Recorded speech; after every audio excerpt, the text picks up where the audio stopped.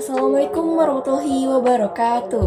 Halo semuanya, perkenalkan nama saya Deli Intan Arisa, biasa dipanggil dengan Delin, dari jurusan Komunikasi dan Penyiaran Islam Universitas Muhammadiyah Bandung dengan NIM 230417011. Teman, sejarah peradaban Islam di Eropa Barat gitu ya, kehadiran Islam tuh bukan semata-mata yang asing gitu di sana tuh, karena memang Islam itu sudah lama gitu ya di sana tuh, masuk sekitar tahun 711 Masehi gitu ya di Eropa Barat.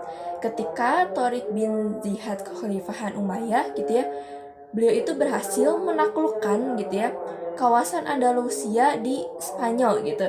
Dan disitulah gitu ya menjadi puncak di kejayaan Islam di Spanyol gitu ya, yang berpusat di Eropa Barat gitu, di kota Cordova semasa kepemimpinan Bani Umayyah dan Bani Abbasiyah. Dan selanjutnya gitu ya teman-teman, realitas menunjukkan komisi yang berbeda gitu. Jadi Islam itu disingkirkan gitu ya dari tanah Eropa dan menjadi masyarakat minoritas seperti yang kita tahu sekarang gitu ya. Kondisinya tuh sekarang Islam itu mayoritas gitu gara-gara ada perkembangan yang kurang tidak baik di sana gitu. Oke, nah kita akan ngebahas tentang beberapa negara di Eropa Barat gitu ya, perkembangan Islam itu apa aja sih, gimana aja sih gitu ya. Nah, saya akan ngebahas beberapa negara di Eropa Barat tentang perkembangan Islam ini. Ada 4 yang akan saya bahas. Pertama, negara Inggris. Kedua, negara Jerman. Ketiga, negara Prancis. Dan terakhir, negara Italia. Nah, kali ini kita akan ngebahas tentang negara Inggris dulu nih. Perkembangan Islamnya di Inggris itu kayak gimana sih? Yuk, kita bahas. Nah, teman-teman, kita akan ngebahas tentang di negara Inggris dulu nih. Nah, sejarah masuknya Islam di Inggris itu dibawa oleh beberapa individu. Nah, selain dibawa oleh beberapa individu, banyaknya umat muslim gitu ya, teman-teman, yang mulainya ini bermukim dari Inggris gitu, akibat ekspansi dari kolonial Inggris gitu.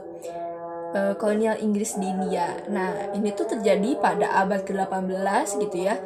Dan sampai abad awal 19 gitu. Ke-19 gitu ya. Nah, para pelaut inilah yang direkrut gitu ya oleh East India Company atau disingkat EIC gitu ya.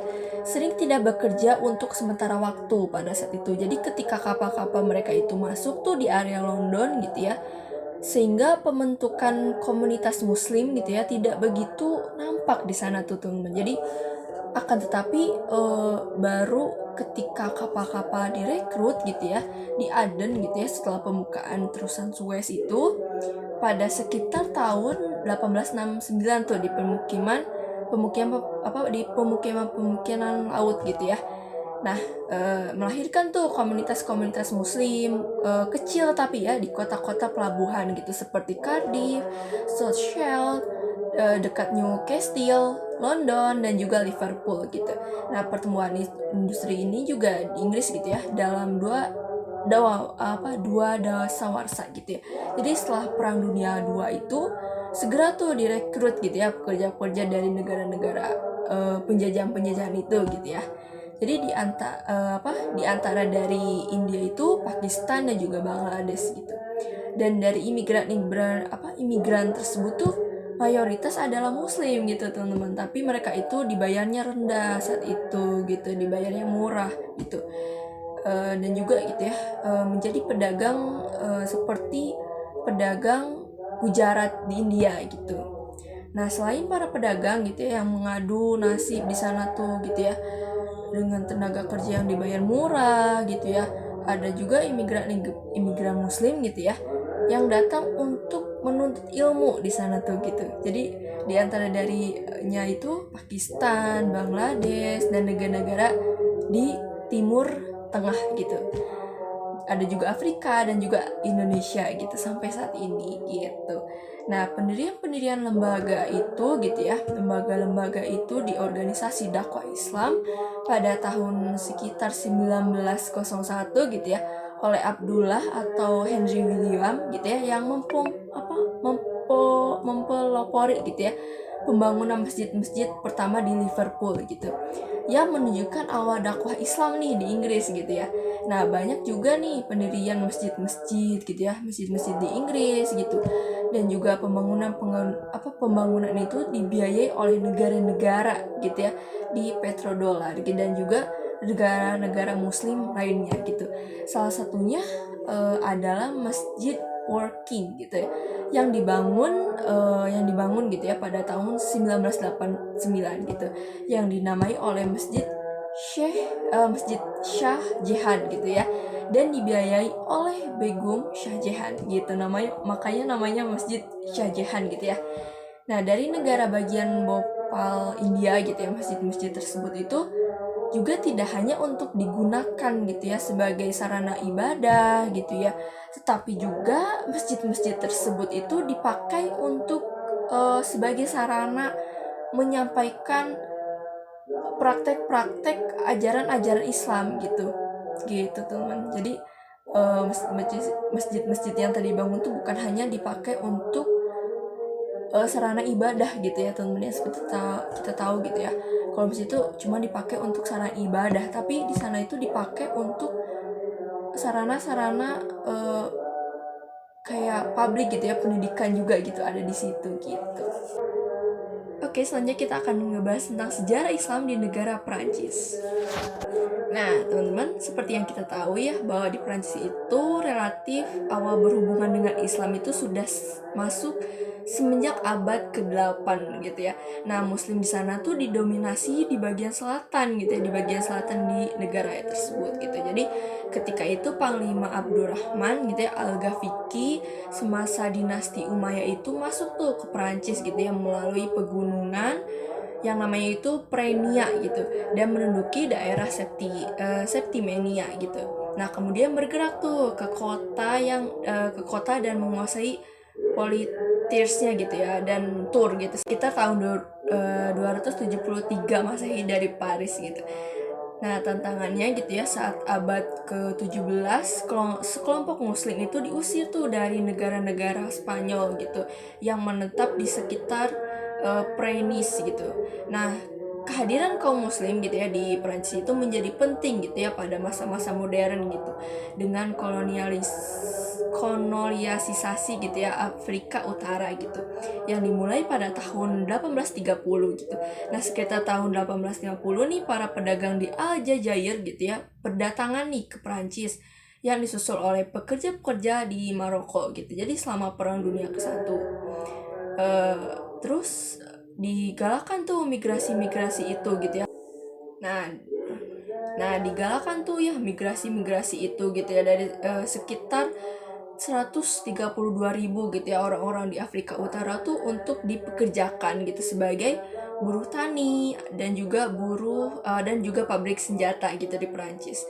Lebih dari 15.000-nya itu dijadikan tentara gitu. Perkembangan Islam di negara Jerman. Nah, di Jerman itu pada tahun 1987 gitu ya, di Hamburg dibangun sebuah lembaga keislaman bernama Islamic Center Hamburg, yang diprakarsai oleh orang-orang Islam gitu ya pastinya, tapi dari Iran gitu, dari Syiah gitu.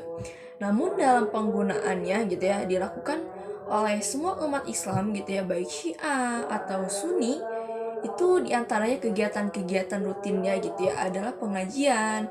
Terus juga di pengajian tersebut tuh terbagi beberapa kelompok gitu ya, dengan hari dan juga jadwal berlainan gitu. Ada pengajian Al-Quran, ada diskusi, ada seminar, dan juga lain-lain gitu. Nah, penerbitan majalah Islam gitu ya dalam bahasa Jerman juga ada nih, yaitu Al-Farks gitu namanya tuh. Nah, selain itu banyak juga tuh masjid-masjid gitu ya sebagai pusat kegiatan-kegiatan gitu, dan juga gerakan umat muslim gitu yang diurus oleh masing-masing gitu ya, oleh masing-masing kelompok gitu, baik Sunni maupun Syiah gitu. Nah, seperti di Masjid Turki, Indonesia, dan juga lain-lain gitu. Nah, di daerah-daerah lain juga tuh ya melakukan hal yang sama gitu, seperti Islamic Center di München gitu. Di kota ini juga dikenal gitu ya sebagai kota ilmu pengetahuan gitu. Nah, pada tahun 1981 didirikan tuh sekolah-sekolah gitu ya untuk anak-anak muslim di München gitu. Nah, penerbitan-penerbitan majalah juga ada gitu ya, penerbitan majalah Islam itu berbahasa Jerman pastinya ya. Nah, penerbitan buku-buku keislaman juga ada dan juga lain-lain juga. Nah, begitu juga tuh di Islamic Center Aachen gitu ya, berupaya gitu ya, upaya tuh diprakarsai oleh para mahasiswa nih, mahasiswa muslim gitu ya. Mereka tuh mendirikan pusat-pusat kegiatan dakwah Islam di Jerman gitu. Bahkan pusat-pusat bahkan pusat untuk di Eropa gitu. Nah, selanjutnya negara terakhir nih kita yang akan bahas adalah negara Italia. Nah, perkembangan Islam di Italia tuh kayak gini, yuk kita akan bahas. Nah, teman-teman, Islam di Italia itu dikenal oleh bangsa Italia ketika Italia melakukan penjajahan di negara-negara Islam gitu, seperti Libya, Somalia, dan Ethiopia. Nah, pada masa rezim fasis Mussolini gitu. Nah, pada era Perang Dunia ke-1 sampai Perang Dunia ke-2. Nah, Islam itu berkembang tuh di Italia gitu ya, karena pengungsian umat Islam itu dari Eropa Timur itu ya akibat dari adanya aneksasi Uni Soviet gitu ya, dengan berlakunya komunisme gitu, seperti dari Albania, Yugoslavia, dan juga Bulgaria gitu. Nah, hal ini tuh terjadi sekitar tahun 1950-an gitu ya, dengan kebijaksanaan khusus pemerintah Italia gitu. Mereka itu dapat tinggal tuh gitu ya dan menetap di Italia gitu. Nah, warga Italia sendiri telah banyak tuh yang memeluk agama Islam gitu. Menurut perkiraan jumlahnya itu mereka itu mencapai ribuan gitu ya teman-teman. Ternyata walaupun jumlahnya ribuan, ternyata ya teman-teman, mereka itu hanya namun hingga saat ini gitu ya, agama Islam itu tidak diakui di sana tuh sebagai agama resmi gitu. Jadi hanya sebagai agama minoritas gitu. Agama yang resmi di sana tuh diakui cuman Katolik, Protestan, dan juga Yahudi gitu.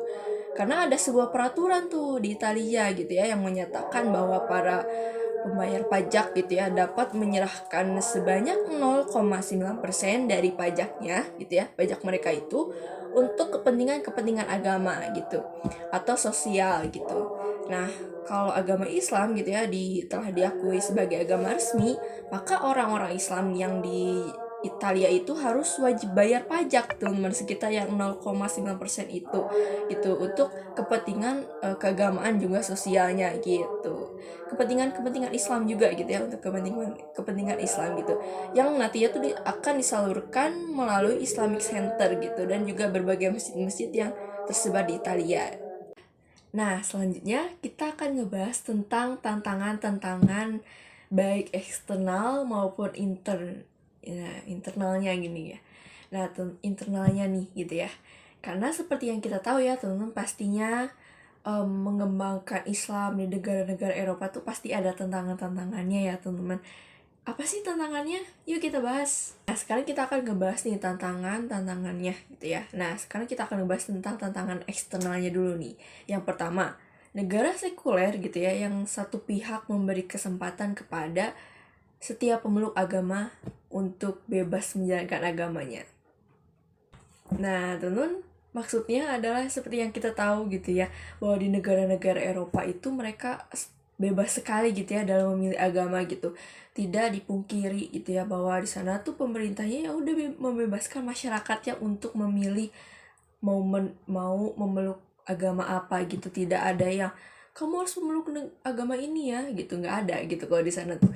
Karena di sana memang sangat dibebaskan sekali gitu masyarakatnya memilih meluk agama, atau bahkan ateis juga nggak apa-apa gitu. Di sana tuh tidak terlalu dibicarakan terlalu mendalam gitu.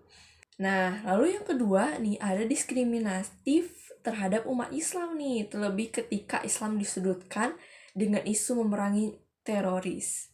Nah, lalu nih poin yang ketiga nih, yaitu pergaulan bebas dan juga kebiasaan minum-minum dari minum-minuman keras gitu ya, adalah hal yang sangat menggoda nih bagi para remaja muslim gitu ya.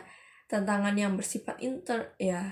Nah, kalau tantangan ini nih cukup sangat menarik nih ya buat kita sebagai anak muda gitu ya, bahwa memang kenapa sih tantangan ini tuh termasuk tantangan eksternal gitu ya, karena memang semua negara tuh pasti mengalami hal ini gitu ya, apalagi kita nih ya sebagai umat Islam yang di Indonesia aja tuh kadang apa sih gitu ya bawa-bawa agama kayak gitu-gitu gitu ya, apalagi di sana gitu ya, sebebas apa sih di sana gitu ya.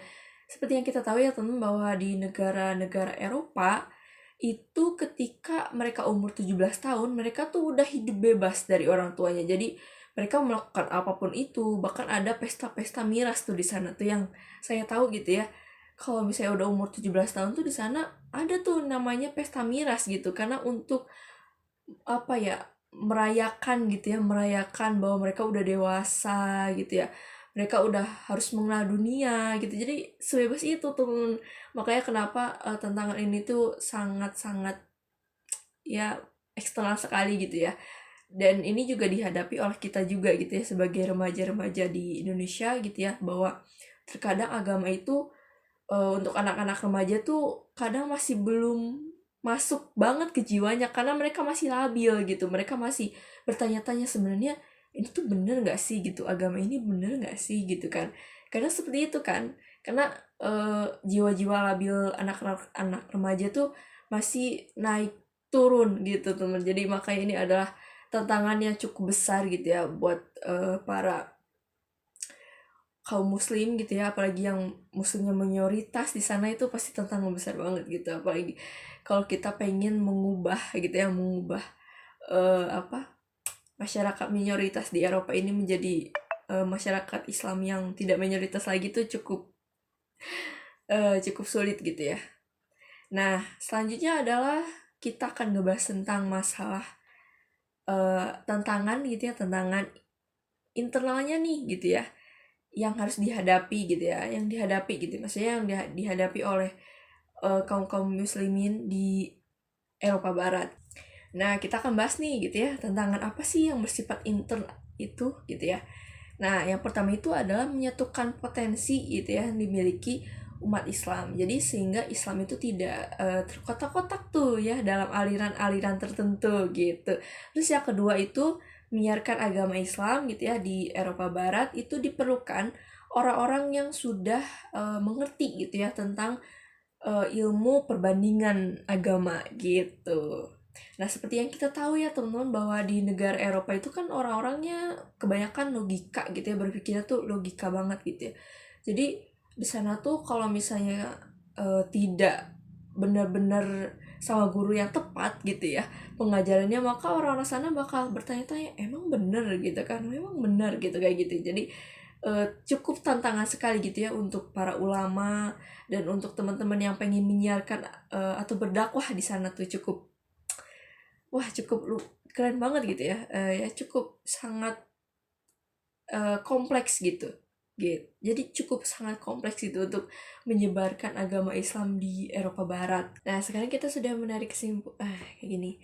Jadi bahwa masyarakat Islam di Eropa Barat itu terdiri dari para imigran gitu ya, dan sebagian kecilnya masyarakat itu adalah masyarakat aslinya gitu. Nah, sebagai masyarakat minoritas, mereka itu ditantang tuh untuk mampu menampilkan wajah-wajah Islam gitu ya, yang tidak ketinggalan pastinya dalam berbagai aspek kehidupan gitu ya. Nah, karena di tengah-tengah masyarakat yang minoritas itu gitu ya, non-muslim gitu. Karena kan mayoritas di sana tuh non-muslim gitu ya, teman. Nah, dalam perjalanan sejarahnya, umat Islam itu telah banyak melakukan perjuangan-perjuangan gitu ya, untuk tetap mempertahankan identitas mereka gitu di negara Eropa Barat. Dan untuk menarik simpati kepada umat yang lainnya juga gitu. Nah, secara keseluruhan gitu ya, peran ulama dalam pembangunan gitu ya, dalam perkembangan gitu ya, perkembangan dakwah di Eropa Barat itu tidak hanya terbatas pada penyebaran agama gitu ya, tetapi juga mencakup pada kontribusi besar gitu ya terhadap kemajuan ilmu pengetahuan dan juga pemikiran yang filosofis gitu, melalui penerjemahan karya-karya ilmiah gitu ya, lalu pengaruh pemikiran filsafat, terus pembentukan institusi pendidikan, terus juga serta dialog antar budaya gitu. Jadi ulama Islam itu telah memberikan dampak gitu ya, dan yang dampak mendalam gitu ya terhadap pendidikan intelektual di Eropa. Terus teman-teman, begitulah pembahasan dari beberapa negara di Eropa gitu ya, sejarahnya Islam di negara Eropa itu. Tadi kita sudah membahas dari negara Prancis, Jerman, Italia, dan juga Inggris gitu. Nah, seperti itulah teman-teman pembahasannya dari sejarah gitu ya, perkembangan Islam di negara-negara Eropa. Tadi kita sudah membahas dari keempat negara gitu ya. Ada Inggris, Jerman, Prancis, dan juga Italia. Dan semoga ilmunya bermanfaat buat teman-teman. Dan kalau misalnya ada kekurangan, mohon maaf. Semoga ilmunya bermanfaat dan juga bisa menambah wawasan teman-teman tentang sejarah Islam di bagian Eropa Barat gitu ya. Terima kasih. Assalamualaikum warahmatullahi wabarakatuh.